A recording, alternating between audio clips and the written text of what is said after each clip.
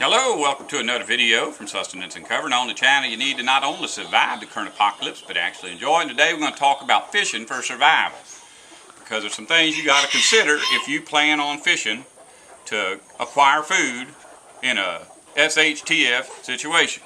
Now, first off is you don't want to be sitting out with a fishing pole and a string and a worm if you can get a hold of one of these. This is a fish trap. I've got, I don't know, 2 or 3, maybe 4 of these fish traps over there. And look at the size of this. The biggest thing go through there is big as 3 fingers. That's all I can get in there. Fish goes in and he can't get out. Just going to swim around. And you bait it with whatever you got. And it don't take much. You can put a piece of dog food or cat food in a sock. Or even if you got like a rabbit skin or guts out of a raccoon or a chicken or something, chicken head, put that in there.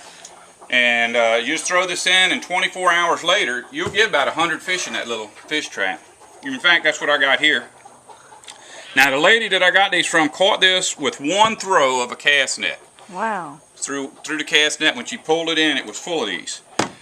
But anyhow, this here is a whole lot better eaten in a survival situation than a trout or any kind of fish that people like, because I was talking to a man a while back that lives on a canal about the end of the world as we know it, and he said he wasn't worried because he had a fishing pole and he lived on a canal. But he lived on a little postage stamp sized piece of property, and as far as you could see was a million other little postage stamp sized pieces of property, and every one of them had a boathouse and had fishing tackle. So he's going to be in competition with a whole lot of people for a very few fish. And fish like this is something he wouldn't mess with. I mean, first thing, he couldn't catch this on a pole. But I'm gonna tell you, last night I fried up about a dozen of these whole, tail, head, guts, and everything, and I ate them.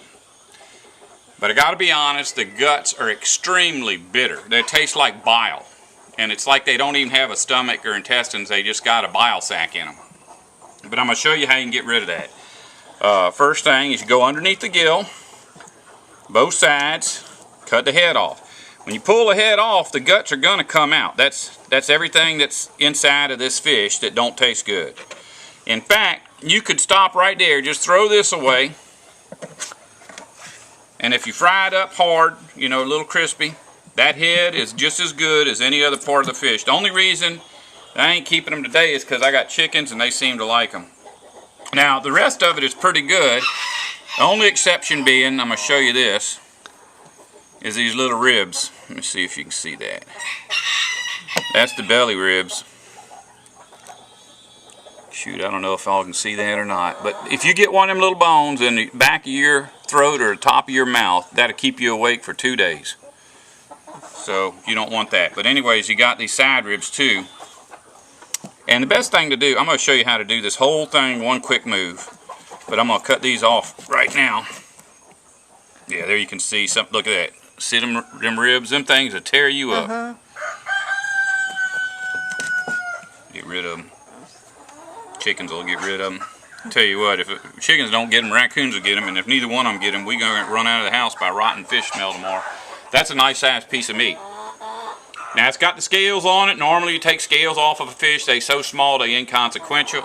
The tail, just more bones, but you just fry that or boil it. You can swallow that whole without even being bothered by it. And that's a nice sized piece of meat. Here's the way I do it for speed. One cut under the head, both sides. Cut right down that rib. All that trash comes off one piece, and there you go. Nice sized piece of meat. Here's a whole bunch I've already done. But we'll have fish fries off of this, a little bit of fish. We'll fry these up with some french fries at night and sit there with a glass of whiskey between us. Champagne. Yeah. And shoot, that'll do. That's about six parties for me and the wife.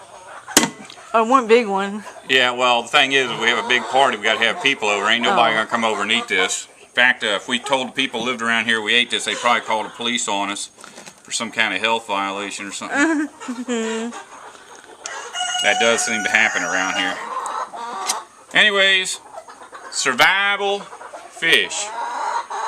Oh, and another thing you can do with this, you can lay these out with a little bit of salt on them. You ain't got to have salt. Lay them out on the roof of your house.